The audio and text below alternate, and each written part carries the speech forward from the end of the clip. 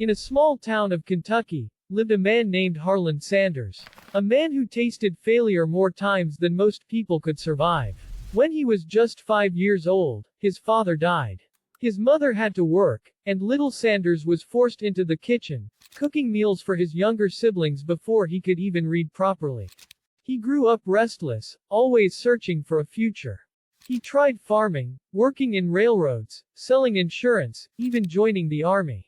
But every single time, he was fired, rejected, or simply failed. Life was one defeat after another. By the time he turned 40, he had already changed dozens of jobs. People called him a loser. A man who would never achieve anything. Still, he didn't stop. He opened a small restaurant on the side of a gas station. There, he cooked fried chicken with his own secret recipe. Customers loved it. For the first time in his life, Sanders felt hope. But fate was cruel again. A new highway was built, and it destroyed his business. His restaurant closed. He lost everything. At 65 years old, Sanders was left with nothing. No money. No business. Just a $105 pension check. Broken, tired, he sat under a tree and started writing a suicide note. But while writing, a strange thought came into his mind.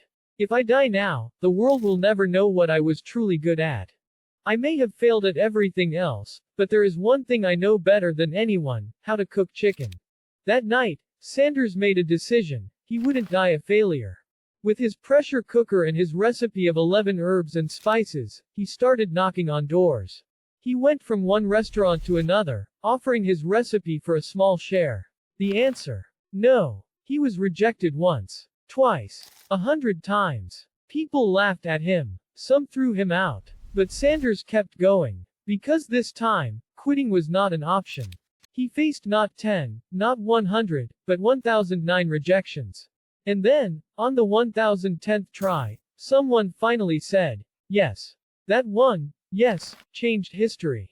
From that single deal, a franchise was born. From one franchise came hundreds. And soon, the world knew the smiling face of Colonel Sanders. His chicken became a global empire. Kentucky Fried Chicken.